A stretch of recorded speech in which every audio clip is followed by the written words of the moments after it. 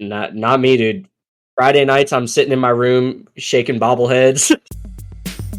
Welcome to the Weekly Fix podcast, where we're just two friends talking about our passions within movies, TV shows, gaming, and comics. Thanks for checking out the podcast. We hope you like it. Today, we get the pleasure of reviewing The Penguin, Season 1, Episode 4, potentially stabilizing this as one of the greatest comic book shows ever created. We got some brand new news for you guys. We got casting confirmations for the DCU Lanterns. We got some test screening reactions from Brave and the Bold. And then we got the runtime of Venom announced.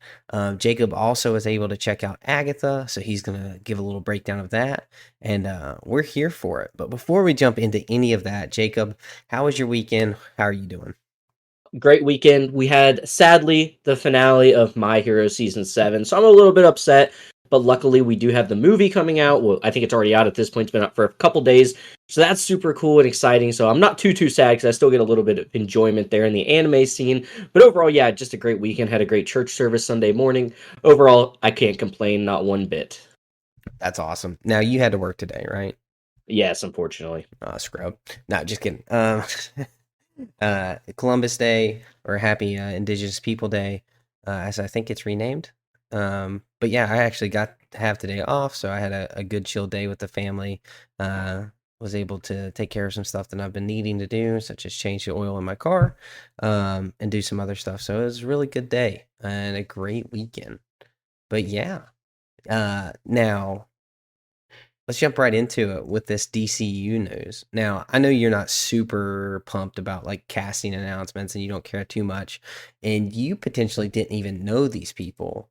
But I want to talk about it a little bit here. We got Hal Jordan cast, and then we also got Jon Stewart cast. Now, Aaron Pierre is cast as Jon Stewart. Have you heard of Aaron Pierre? Have you seen him in anything? No, I may have seen him in something, but like I said, I don't get too excited over castings. I really don't know any actors for any other roles unless they take on like a super big role of something like in the Marvel, I guess maybe in the DC universe now, and maybe like in Star Wars stuff. That's usually about the only time I know actors. If unless obviously like your George Clooney's and your Leonardo DiCaprio's. But no, most of the time I do not know most of these actors. I don't think I knew any of these from anything in particular that jumped out at me, but I may have seen them in like a project or something, but just didn't realize it was them.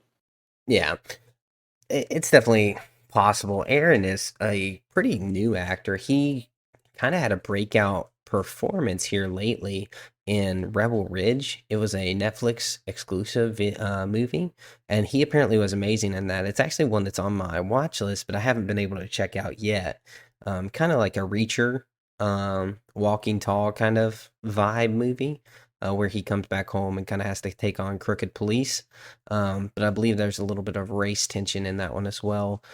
So I've heard good things about it. It's got a great Metascore, 6.9 on IMDb, so not great, but definitely not bad. But a streaming movie probably worth checking out. And I would like to kind of check out his acting chops because I haven't really got to see him. I haven't seen him in a single thing.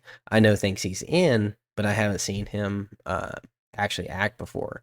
Now, Hal Jordan is kind of the one that we thought we were seeing some bigger names thrown around, some actors who have been in the game for a while.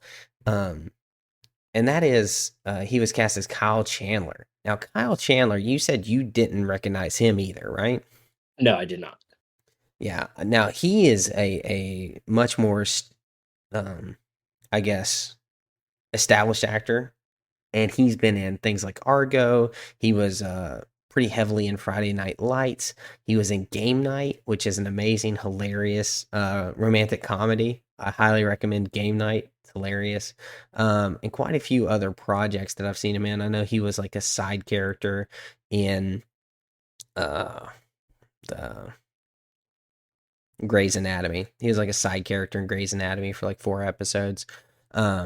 So I've seen him in a good amount of things, and he's always fine. He doesn't stand out tremendously. I think he's a good actor, which is kind of what you want. He's pretty dynamic. I've seen him, his role in Friday Night Lights is like drastically different from Game Night and Argo, and so he is pretty broad. And I think he can nail this role. He's got the look, he's got the age that looks like they're going for. So I think this is a fine pick. I'm not overwhelmed and not thrilled about it, but I'm not. I'm definitely not upset about it. The one thing I haven't seen him in any of those because I haven't seen any of those like projects that you just mentioned. But I will say the one thing that has excited me about the DC Universe castings is it doesn't feel like they're chasing names, which it did feel like originally we thought they were going to chase a name for the Green Lantern. But it seems like they kind of toned back on that and they kind of dialed it back and said, hey, let's just get some good, solid actors and let's just write the story that we want to write. And I think that could also elevate them to a higher level of acting. If the story is really good, the producing is really good. We know James Gunn is going to do what he needs to do to put them in the best position to succeed at these roles.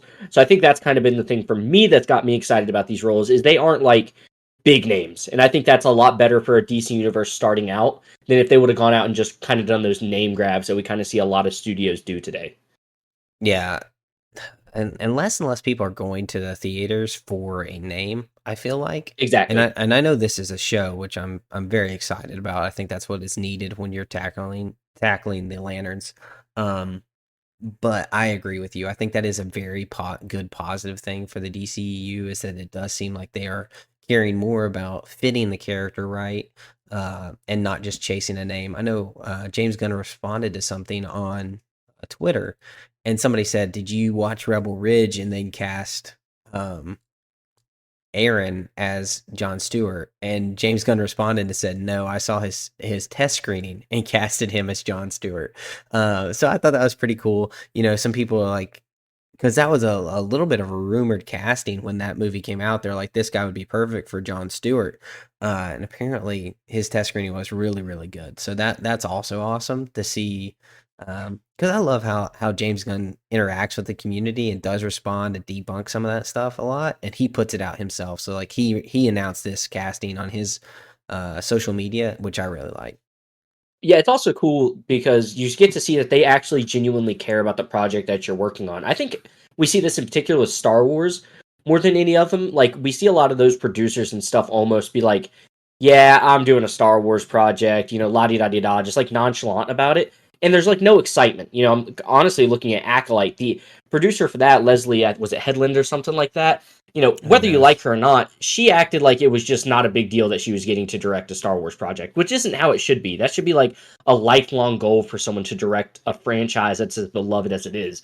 So I like that James Gunn, like you just said, does take that approach and is like, hey, I'm the one that's actually going to announce these things because it's something I actually care about, and I just want to debunk all this craziness that's being talked about. So I honestly really like that too. I think that's what kind of separates James Gunn from a lot of other directors that we have in today's world, is because he actually does seem to really care about the project that he's working on enough to the point though he's the one that actually breaks the news, which is super cool.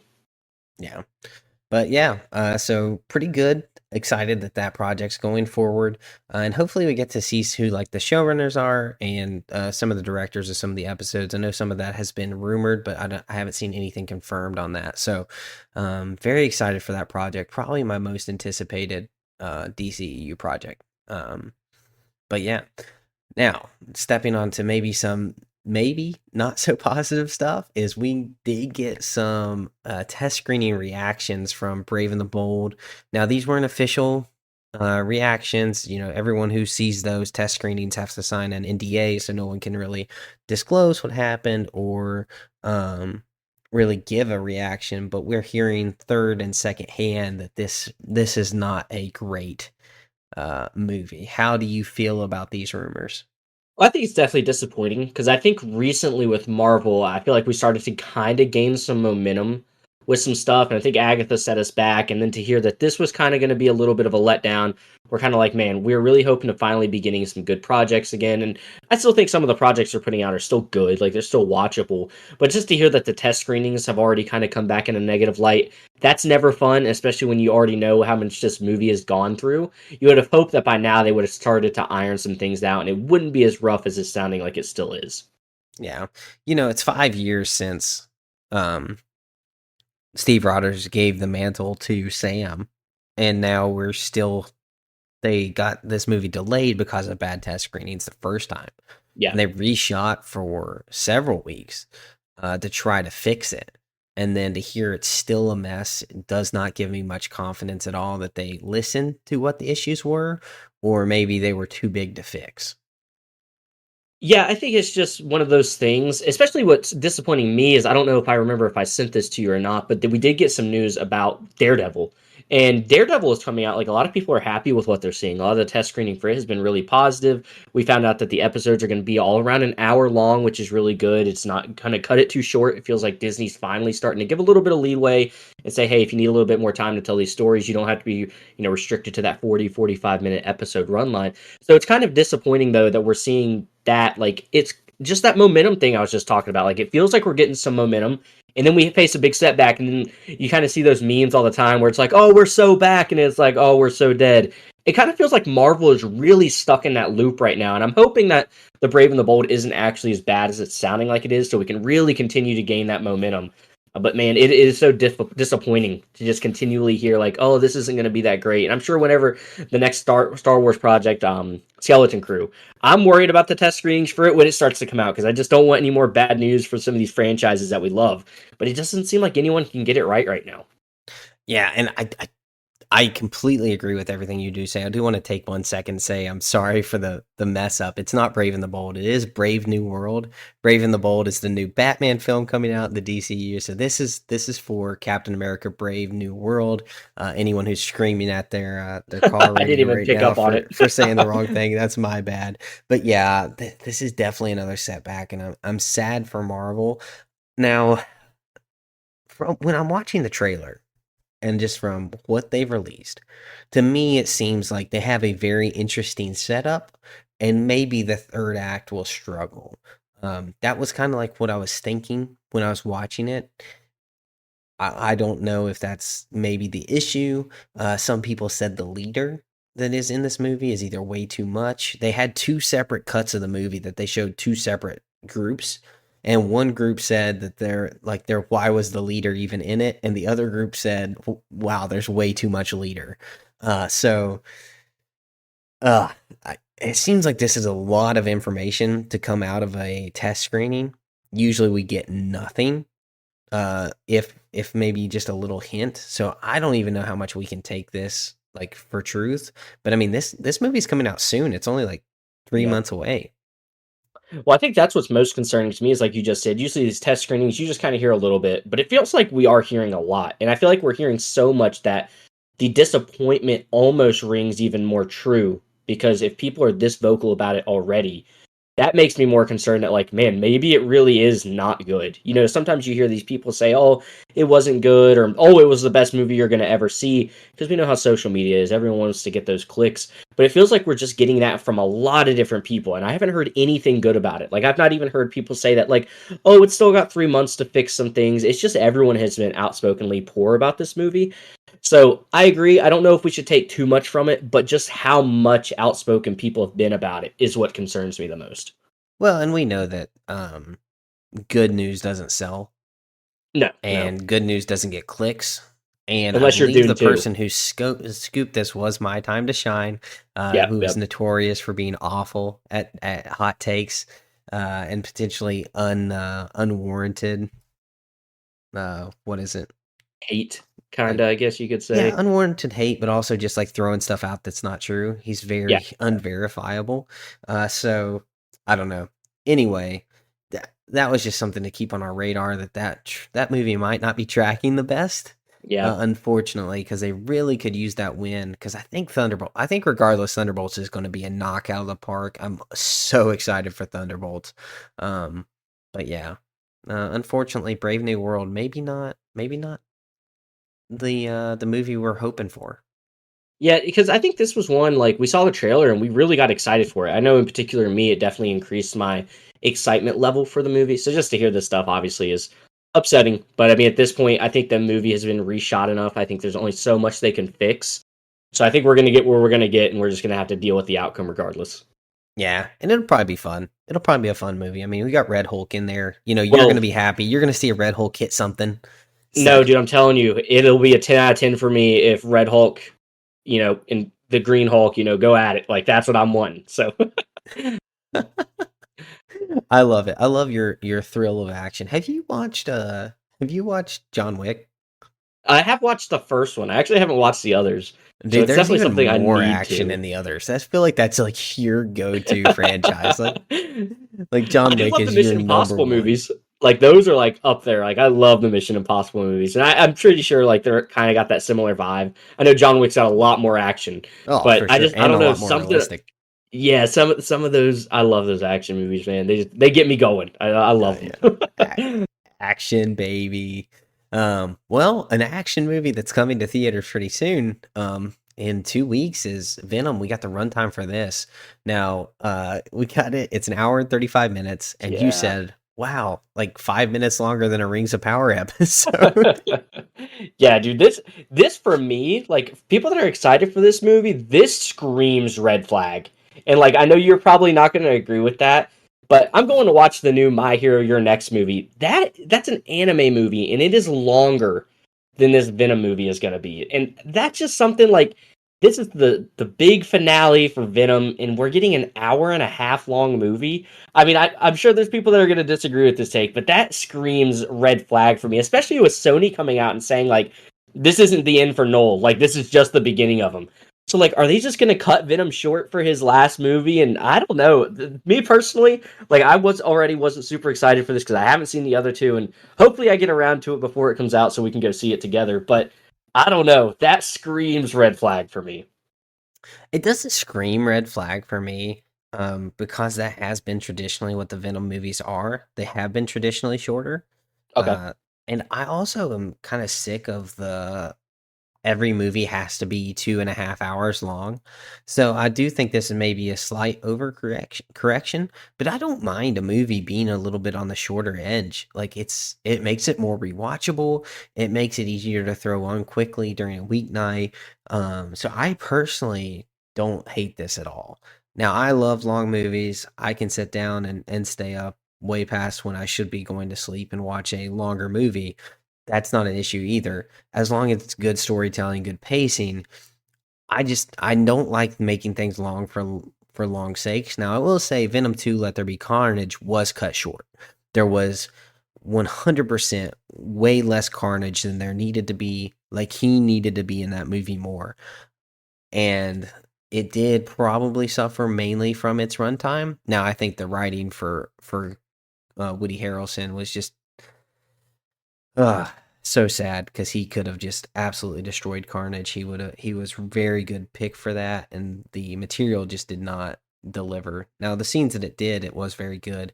But this doesn't scream red flag. It just screams consistent with the franchise, and I think it's going to be a fun superhero movie that tells nothing other than a fun action with very comedic hit like points that it hits. Yeah, see, I think hearing that you say like Scream wasn't in, or not Scream, Carnage. Scream is the other version of Carnage, but I think hearing that's not like was a complaint of yours, and the second one was that it wasn't in there enough. That got me even thinking now, like, oh, Noel's probably not going to be in this movie as much as we probably want him to be. So I don't know, man. I want to get around to seeing these because I want to see if my opinions, like just from someone that hasn't watched them, just from like the outside looking in, seeing reviews for certain things. And I know this movie's a lot more beloved than a lot of the other Sony movies, but I don't know, man. There's so many red flags that I hear about this movie just from like things that I would be disappointed to be seeing if I was excited for this. So I'm just so reserved for like the fact that it's coming out. So I hope it lives up to the hype for you and the other fans that have enjoyed this series.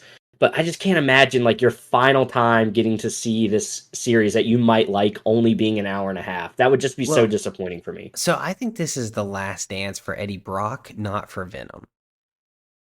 And Okay. so Well, so I think this is more like kind of a Battle of New York setup where Noel is sending all of his minions to do it, and then he like the next movie will be like, fine, I'll do it myself, and we'll get to see a Noel like in action. I'm not going into this movie thinking we're getting Noel as the big bad.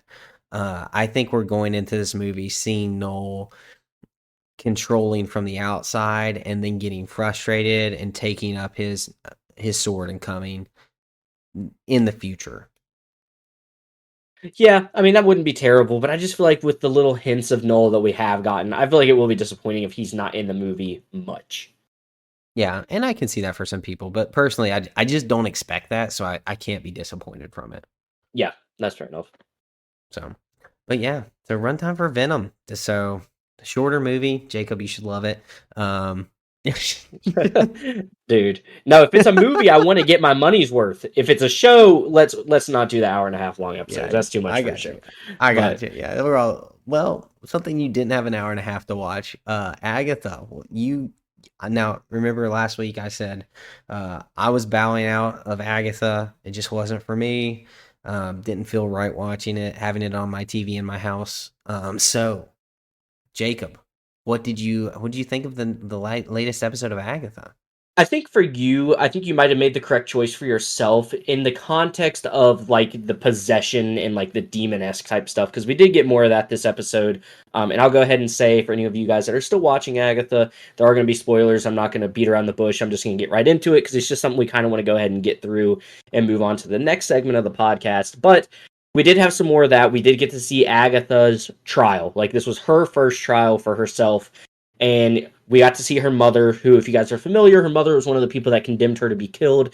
And I think we saw that in WandaVision, I believe is when we saw that scene. So we did get to see a little interaction between them. We got to see her mother actually possess Agatha, and it was creepy. Like, this was probably the episode that I've the most been like, okay, this is definitely a Halloween special. And I use the word special because I don't think this is actually what they wanted this show to be referred to as. But the more that we're getting into it, as much as I started to think this was going to be an important show, it's definitely, I think it's kind of moved its way out of that. I think this is just going to be a show that they really did ultimately want it to be around a Halloween thing, even though I feel like they tried to do some stuff to make people think it wasn't going to be that way. From what I've seen so far, I think this is more of a Halloween special type thing. So we got to see that. There's a lot of like body, like, I don't know what the dysmorphia, I guess is the word you say, bones breaking, people walking like upside down on their back, and just, that kind of creepy vibe that you would get from a Halloween special. So there's a lot of that this episode, but overall, really the big reveal was we finally got to see who the teen was, and it is Wiccan, who is obviously Wanda's son. We did get that reveal at the very end of the episode, and it was a pretty satisfying reveal. I will say that it was a cool scene.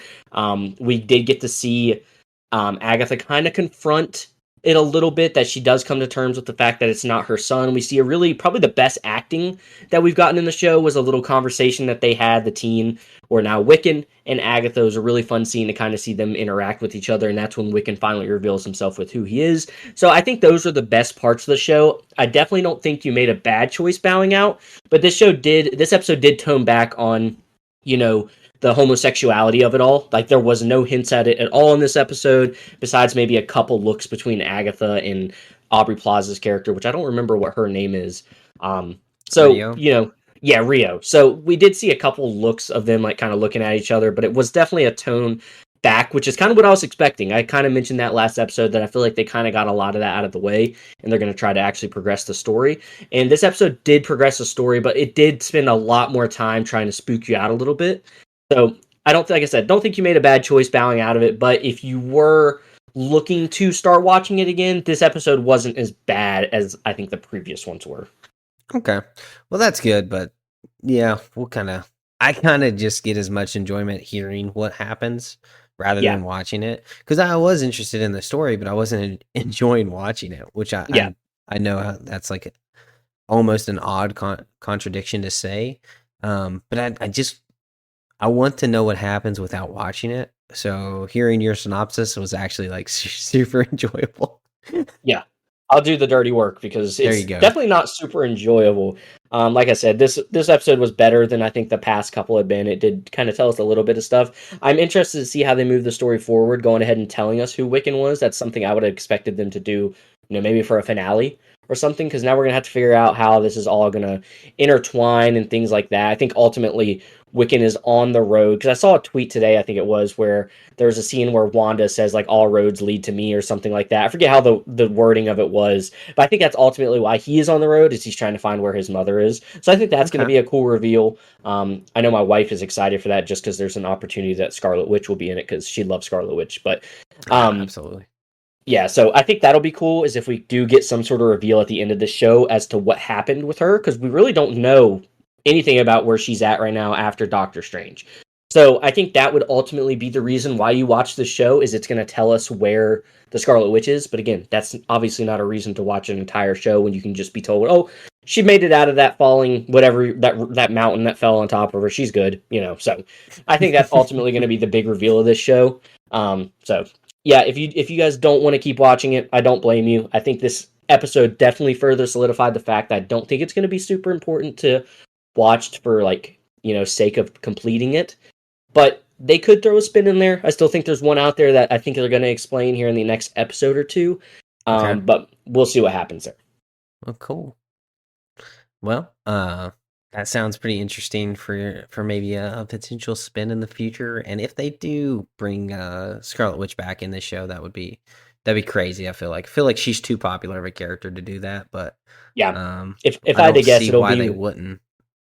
if I had to guess, it'll be like an ending scene of her, and it won't actually. It'll be like the back of her head, so we know it's not Elizabeth Olsen. It'll just be like some, you know, double or something with the wig Kind on. of like But she did with that dead body in the woods.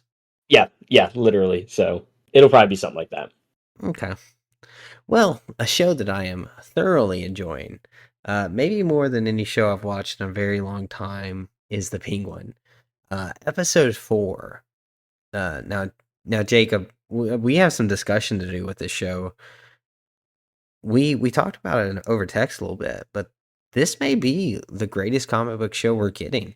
Now, you said that a few episodes ago. Episode 1? Did you say that episode 1? I'm pretty sure well, did we talk about it after episode 1, or did we talk about? We talked about it Okay, after so then episode yeah, 1. it was probably right after episode 1 that I said if it kept that pace, I think it's going to be the best comic book show at all time, and And I mean, it's not whew, disappointing. it's Yeah, so good, man. yep. I've been very impressed by this show, and uh, episode 4 in particularly really had my wife going. She really loved this one. It goes right up her alley. She loves any kind of like crime story where somebody gets framed. And I didn't see this coming. I didn't see that was what was done dirty, which reframes the entire first half of the show. Yep. Like Yet how her family was treating her, how everyone sees her. Now, go ahead and jump. Penguin episode 4, amazing. If you haven't been watching the show, I would suggest maybe hopping off the podcast, because this is kind of what we're going to be talking about for the rest of the episode, and go watch it and then come back and listen to it. But we're going to jump right into spoilers. Yeah, her being framed by her father. That was something I didn't see coming. Did you see that coming? no, and I think that speaks volumes to the level of writing that we're getting for this show, because we talked about how her family dealt with her and how they kind of had her as an outcast, and we're like, yeah, if she's killed multiple people and stuff, that would make sense. Like, people are a little freaked out by her. But it's just a masterclass in writing that it all turns out that, you know what, she actually didn't kill anybody. The reason she's treated as an outcast is because they actually all threw her under the bus, and they weren't happy that she ever made it back out of Arkham. And I just think that's just such an incredible way to write this story, because it doesn't change those first few episodes. Like, she still is creepy. You know, she's still done some crazy stuff, as we see when she is in Arkham. She does kill somebody. Like, so she's not like, Magpie. you know, she's not like an angel, right? But it still does make those first few episodes make sense in the fact that, like, oh, that's why the family's like that. Because imagine if we hadn't got this big reveal that she never killed anybody and stuff like that. You know, we would be like, oh, why did her family act like that if we had never found out that they were the ones that threw her under the bus? You know, even Well, if we had yeah, been told she never killed anybody. when you go back and look at those scenes, it's not. I think now we look through the lines of they know she knows what they did to her. Yeah. Not hey, she's crazy, I'm scared of her. It's no, I did this horrible thing. And I think you kind of see that through Johnny Vitti the most, because he's not scared of her at all. And her insanity when he deals with her, he's like the one that's like just wants her out and shoots straight. And I Yep. think that really speaks volumes to the fact that he knows she's not psychotic, that Yep. he knows that he just did her wrong. And that's really good. They really nailed that, dude. Well, she wasn't psychotic. You know, we'll get to that point, but Now, I think she's she might still have tipped over the edge a little bit there towards the end of the episode. But Yeah, she's definitely twisted. I mean, she was in Arkham for 10 years. Yeah, yeah. And I think they did also a really fantastic job of showing what Arkham is like. Like those are things that we Yeah, don't that really was get to talk good. enough about.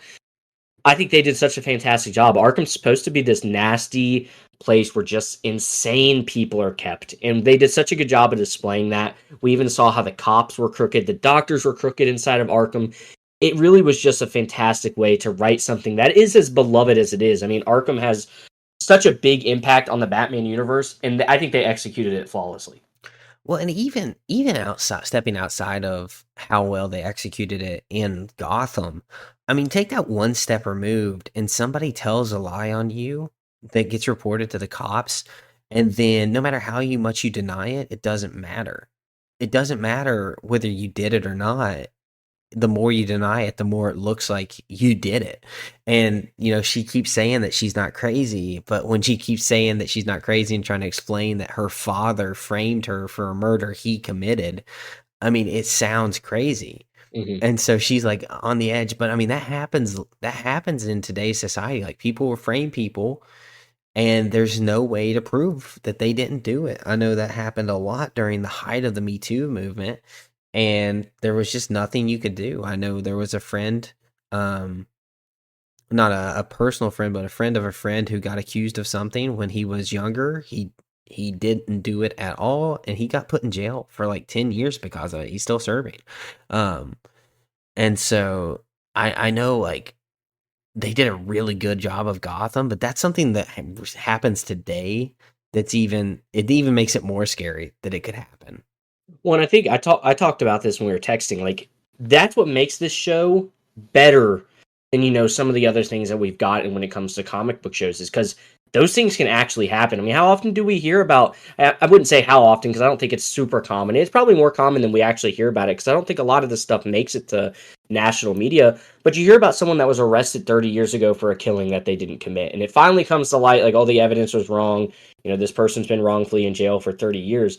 That's the type of stuff that really does speak volumes. Like it really hits you like, holy cow, she has been done wrong. Like she was really the best of the Falcone family.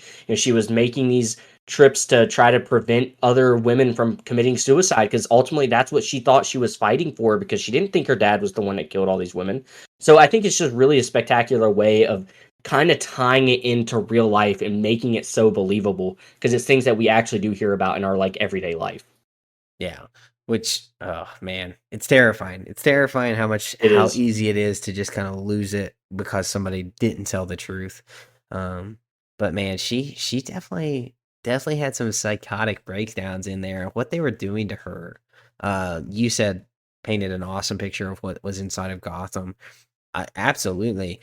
Now I know Magpie, who gets a little, I would say almost a cameo in this episode, was supposed to potentially be a villain for Batman 2, and I don't think that's going to come to light. Well, you don't know with these type of shows. They could show like, oh, she actually didn't die. She was just knocked out severely, had trauma and Yeah, she bleeding and just all that lost stuff. a gallon of blood after getting it Yeah, yeah, smashed on the table. She was fine. She's yeah. just So more psychotic it's now. which also though kind of makes it more fun because like the director of the show probably has seen those rumors and he's probably like, oh, wait till they see this scene. So I think all that stuff makes it a lot more fun because we really don't know the situation with Batman 2, and I think this show is actually going to lead heavily into that, which I think has got me even more excited about it. The more I think about this show, it's just lining things up so perfectly for there to be a moment where we need a Batman, and I think that's going to be really fun to kind of see how it does ultimately play out. But I also get it. Like we really I can see us getting to a moment, but I understand why Batman hasn't intervened yet. Exactly. Yeah. Nothing big scale has happened yet that No. would outside of the realm of Gotham that would need his attention. Yeah. And that's what I'm saying. That's what they've done such a good job with it. Because how often do we? I think we even talked about it a little bit before the show even aired when we found out Batman wasn't going to be in it. We were like, kind of stinks. Like, it'd be nice if Batman was there. Like, how can you have a Batman villain without Batman? But they've done such a good job of being like, oh, there's not really ever been a need for Batman to show up. Everything is such small scale. He's got bigger things that he's probably taking care of right now. So I think that's made it super fun. I would love, absolutely love, if somehow by the end of this show we had like a Robin-esque character being developed which I Okay. think would be really cool. I had never mentioned this because I wanted to see how the show went. I was hoping Victor was going to kind of evolve into that, maybe like a Into a Nightwing, Robin. yeah, into like a Robin, a Nightwing-esque character. I still think it could happen, but after the events of episode 3, I think those percentages have definitely dropped. But I would love for this show to develop a character like that. Someone that deals with a little bit smaller scale things around Gotham while Batman takes on the big things. This is a perfect show to develop that type of character. So I think this show has so much potential. It's got so much going for it. I think it is finally starting to get some of the praise that it deserves. I've started to see a lot more people on social media talking about how fantastic of a show this is. Other people reiterating the same things that we're saying about how this ultimately could be one of the best comic book shows of all time. So it's got everything going for it. Let's just hope it can continue this pace and stick the landing, because that's a lot easier said than done. Now we just said that we don't have any uh Batman level needs. Do you think the extermination of the entire Falcone family would be worthy of Batman looking into, or do you think she maybe sweeps this under the rug and no one knows? I think it's going to be ultimately something that is swept under the rug at first. But this is a Batman level situation because of what the Falcons mean to Gotham. Not only just as, rich as they are, as have much influence as they have, but because also the control they have on the drug wars and stuff like that. So I think this is ultimately one of those things that could lead up to that moment where we're like, hey, we need Batman. I just don't know how they're going to incorporate that yet. Obviously, we know she did leave Johnny Vitti alive, which we talked about him a lot already. So he's gonna have a moment. I think she's using him ultimately as like, hey, the Falcons are fine. I'm taking care of things while Luca's away somewhere. I think it's gonna be fun to see how that plays out. But yeah, I do think that is a Batman level thing, because we already saw what Batman did to the Falcons in his movie. He did confront them. So it's definitely that level of thing. I just don't know how it's gonna get portrayed to the fact that, like, oh, we do need Batman to come investigate this. Now, what do you think happens to Sophia and Oz's relationship? Because Man, does she know 100% that Oz killed her brother now? I think so. I think we saw that little scene at the beginning of the episode where you hear him say, like, "Oh, you didn't know that Oz killed Alberto." Like, so I think she does know, and I think she has ultimately gone away from trusting Oz, but I think they are going to still have to work together, because she did just kill her entire family. She doesn't have anything else left, really. So who is she going to rely on if she does want this drug that she's been developing for these years to really come to light? It's going to be really the only guy that knows the industry like her family kind of did, and that's Oz. And Oz probably ultimately knew it better than that family did, and that's why I think he's finally made such a run and had such success at maybe potentially taking over. So I think there is going to be a confrontation between them. I Has to be, don't dude. know. Yeah, there's going to have to be something, but I do I don't think ultimately they think work that they together still work anymore. together. You don't think I don't so? think so. I think when he said he was getting the drug for the Russians or for the other family, I can't remember the other family, the Maronis. Yeah. When he said that in that alley, I know he's going to try to twist it to her and say that he was just begging for his life. He would have said anything, that he was trying to like just double cross them. I don't know, dude. I think she's done. I don't think I mean, especially after knowing what Oz has already done to her, that he was the one that told her father. You think she could trust him again? Dude, I don't know that she'll trust him, but I don't know that she has much opportunity to not. Nah, she And as can't. It's her good and as Johnny Vitti, Sophia, dude. is about, getting things to go her way, I mean, Oz is still the king at manipulating people. I mean, he is doing it time and time again, and I think he'll figure out a way to do it again. So I'm excited to see how that unravels, because I that's just going to be don't a fun see thing it. to see. I don't see Um, them working together, dude. I don't know. It's going to be fun to see, but I think it's just like, oh, dude, there's so many ways they could go with the show now, and I think that's been another thing, is it's really been kind of hard, especially with the twist we just got thrown that, hey, she never did kill anybody. She's just been this good girl her whole life until she was done wrong. It really makes the show theorizing so much harder, because the script is just wide open at this point. Yeah, I love the fact. I love the fact that the Maronis didn't just sit back and let Oz trick him. I love that storytelling. Like he was like, yeah, he was trying to play everything, and it already felt like fell flat on his face. It fell completely apart. He couldn't do it. And I really like that it didn't, you said he was the master manipulator and he's really good at it. But these are criminals who don't care and who don't play around. And he's just being a little sloppy out there with the Falcons, with Sophia. So I'm really glad that the Maronis did come and kind of bust up the party because man, the end, like you said, theorizing the end of this series, like what's going to happen, I have no clue what manipulation Oz can do to get back in Sophia's good graces. He's clearly out of the Maroni's good graces. So does he go back to the triads? Does he go and try to flip the script with them? Does he try to take the drug completely from Sophia because now he knows where it's at? Man, there are so many ways that this could go, and I don't know. I I don't know think what's going to happen. my biggest theory is by the end of this, I don't think he lives. I think he does die. I think You this is think kind of Oz his. dies? I do. I don't think he makes it to the next Batman movie. I think that there's been a. Really? I do. That's been my new running theory that I came up with after this episode. I think this is ultimately the end for him. He got his moment in the first Batman movie. He's gotten a whole show dedicated to himself. And I think this is really going to be a passing the torch on to Sophia and her kind of being the new crime lord of Gotham. And that be kind of who we see Batman start to deal with in his movie, when he does his little things that he has to go take care of. I think it'll be through her. That's my running theory currently, is I don't think the Penguin makes it out of this. Obviously, I hope I'm wrong because I think Colin Farrell, dude, is killing it as the Penguin. I think this is. It feels wrong saying this, but I've seen a couple other people say it, so it makes me feel better about thinking it this way too. I mean, this is a Heath Ledger Joker level performance, in my opinion. I mean, he is Ooh. masterfully pulling this role off. I mean, I can't think of the Penguin acting any other way now. I mean, he has fully embodied this character, and I think that just speaks testament to who he is as an actor, how the directors are telling him to act, and just the story that's been written. Yeah, I mean, clearly with the physical altercations, he Yeah, has to have had some level of just deep diving into this character to fully submerge himself in it.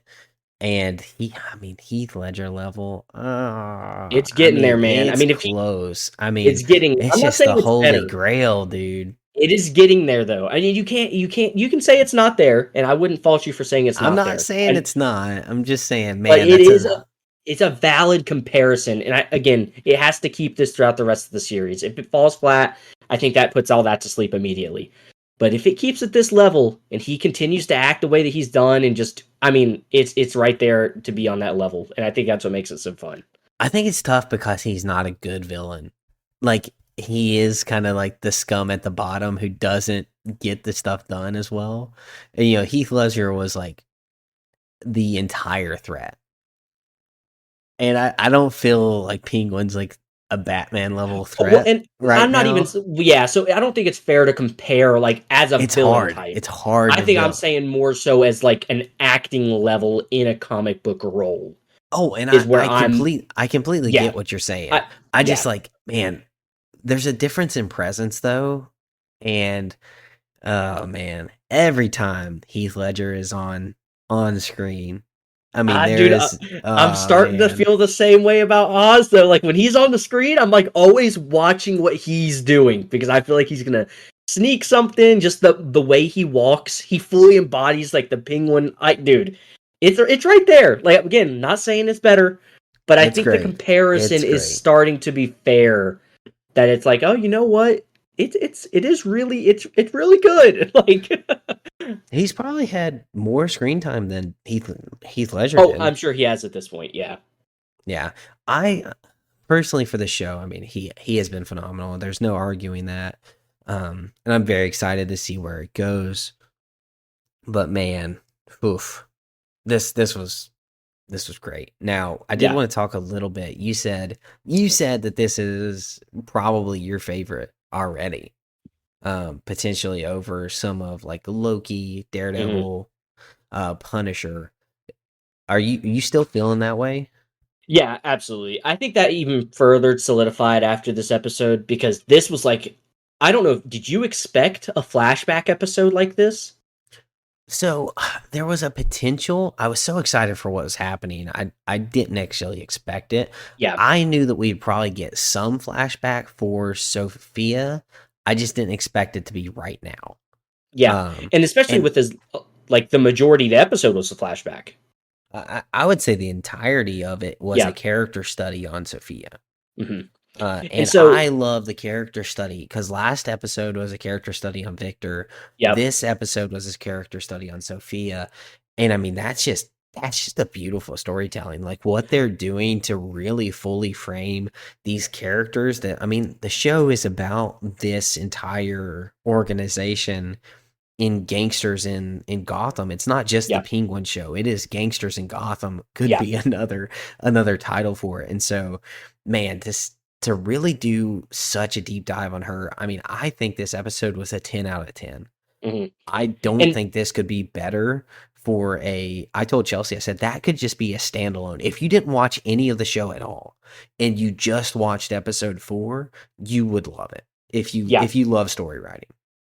and that's one of the things, further solidifies my thought process on this potentially probably being my favorite comic book show of all time is how often do we see those flashback episodes really kill momentum for a show and we're like, oh, we were finally getting somewhere, and this flashback really slowed it down. This one just didn't. Like, this was just a perfectly executed flashback. And the week before was the same way. We got to see flashbacks of Victor and his family. And it wasn't as long of a flashback for Victor, but it was still a significant part of the episode that we were seeing him deal with those flashback memories that he was having. So to see this be done this week and it didn't slow the show down, it just made me even more excited for next week. I'm kind of expecting an Oz flashback episode next week to get to see a little bit more of what his upbringing was like. But I think they've also done a really good job with Sophia, kind of showing him when he was younger and some things like that. So no, this was just a fantastic episode, and I think it's getting hard to argue that it's not like upper echelon of comic book shows because it is just Oh, so good. it's definitely up there. I don't put it at top yet. It's gonna have to kind of It go has to through stick the the landing. It well, it has to has to stick the stick the landing. landing. It has to go through the test of time a little bit to kind of get there for me. When this show concludes, I will, unless it is just this masterpiece beyond all belief, I'm not gonna rank it over Daredevil. I'm not gonna rank it over Punisher, and I won't rank it over Loki. Loki's the only one that could potentially be dethroned by a complete sticking of the landing.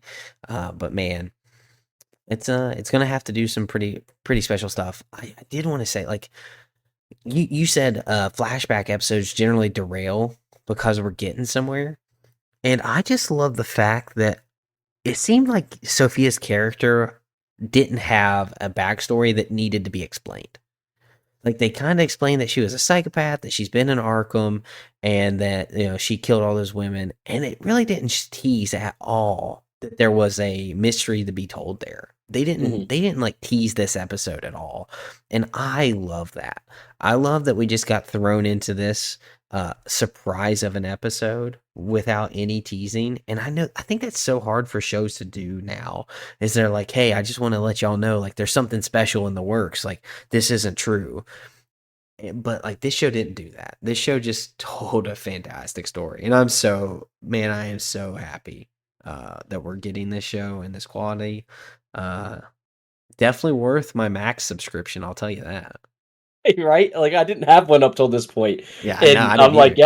I'm like, yep. They can have my $10 or however much it was for I another think like month. Like, $16. I was like, yeah, like damn. yeah, just take it. Whatever. It's that good that yeah, it's just crazy. Like I just want more of it. I don't remember if they told us how many episodes. I'm sure they told us the episode length for this series, but I already know I'm not going to want it to end, and that's just such a good sign for a It's 8 show. episodes. Yeah, so we're I halfway think there, and we first week in still have November is the end. we still have 4 more Second, episodes, dude. Like, man, there is yeah, it has so much potential, and it's just not slowing down. Like been done so well, and I'm just loving it. yeah, man. I don't know. I think we might get home. So the titles of the shows to come are Homecoming, Gold Summit, Top Hat, A Greater Little Thing. Oh man, Top Yeah, Hat. Is he gonna get dude. like the iconic hat? Dude, that's gonna be the episode. Like, that's gonna be one of those episodes that people remember the actual name of. Like, you know how there's some Mm, like certain series have those like that episode where like, dude, That was the episode. That just already sounds like the title of an episode that people are going to refer to Penny over at a like dime, years dude. over. Yeah. Penny and a dime on So Daredevil when he's talking to yeah, Punisher literally. and he gets the story Yep. of his children. Man, I still talk about that. Daredevil and Yeah. Punisher season 2 are the height of comic book movies for me. That is the best it gets. Yeah, and I'm telling you, man, this is up there. It's getting there, and it could be better. So don't hold it out. Don't keep it outside of your number one spot just because it's not Marvel. Like, be Oh, open to it's the not. fact that it could. Be I open to like the fact DC that it better could than get there. Marvel in Yeah. stories. So I've said that a multitude of times that I prefer DC comics. Now movies is a different story. I well, think to be DC. fair, DC hasn't had an opportunity to.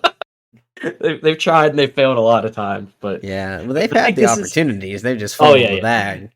But dude, this is different. I think this is finally someone that really just cares about a story rather than a franchise, which is important. Like you don't want to just be carried just because it's DC and Batman. Like let it be carried because it's just good. And Now, man, I do you have any other comic book like what kind of comic book shows are at your top?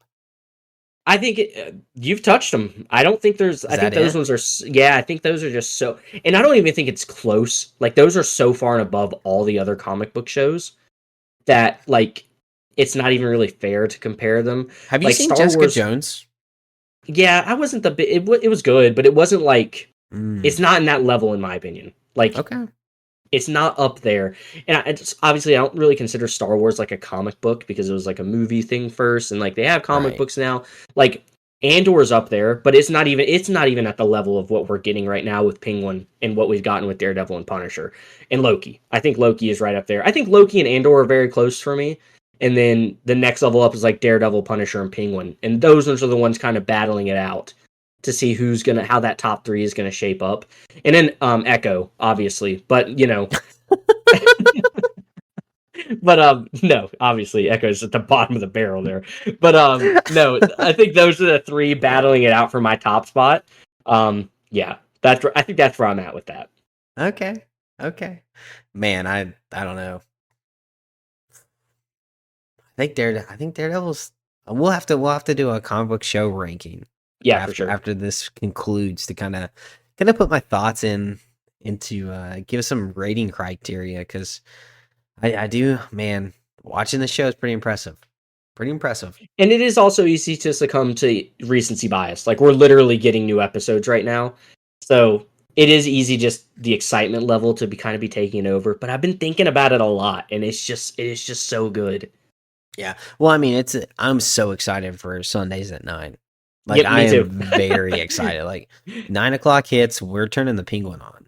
And Yeah, that's, it's like it brings me back to like the Walking Dead days, right? Because it was always a Sunday night. I think yeah, it was at 9 o'clock too, if I'm it not was. mistaken. Yep. Yeah, and it's like Sunday nights are just such a good time to drop a show, and maybe it's just because like when my upbringing was watching The Walking Dead at 9 o'clock, and so maybe there's the nostalgia feel of that time and everything. Before you start your work week, back then it was before I'd go to school.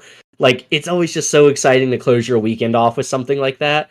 I just don't know why more shows don't do it. Like the Tuesday and Wednesday releases are terrible. Like give us more Friday, Saturday, Sunday releases. It would make it so much better. I don't necessarily. I like the Thursday release. I like Thursday and Sunday because Thursday it kind of doesn't interrupt movie or anything else that you're doing with the. Because like, how many times are you doing something on a Thursday? So you're gonna get to kind of sit and watch that on Friday. Generally you might go out, you might have friends over, you have something planned. Saturdays, you never know what's gonna happen on a Saturday. Not me, dude. Friday nights, I'm sitting in my room shaking bobbleheads. So I would love to have something to watch while I'm dusting off my pop figures. Um, Oh goodness. but no, I get what you're saying. Like I agree. Like it is like I don't know. I just the weekend stuff would be so much better for me. Like it'd be such a highlight of the weekend. Like oh, I'm so excited I can stay up. Like but the me problem, I guess. Those of you that don't collect Funko Pops and Legos don't have to dust them all the time. So you know. Oh my goodness, that's hilarious. You know, Well, you can only look at a Captain Rex Funko Pop so many we're gonna times. have to Said have no you one guys ever. over on a But Friday for a game night, dude. yeah, yeah. But Please help me. but with that, I think we're gonna close out. Man, I'm very excited for this. I've really enjoyed reading the War of the Realms. I'm super excited to get to Mhm. talk about that in Comic Corner. And then you got me an awesome gift, the Rat Last Ronin. So I'm excited to start reading that. Maybe that'll be our next Comic Corner after War of the Realms. But tune in to the last episode of the month for our Comic Corner if you're interested. Reach out to us and let us know what you're thinking about the Penguin. Are you loving it? Have you even checked it out yet? Maybe you tuned off because I told you to leave if you haven't watched it yet. But let us know Hopefully you're what back. your thoughts are. But yeah, this has been fun. Follow us on social medias. We're live on YouTube now. Find us anywhere you're streaming. Preferred, we're on Spotify, Apple Podcast, Amazon, all those good places. But catch us next week. We got more Penguin talk, more stuff coming down the line. Jacob's going to be watching his My Hero Academia movie, and we got Venom coming at the end of the month. So we got an exciting run for you guys, and we can't wait to talk about it here on the Weekly Fix.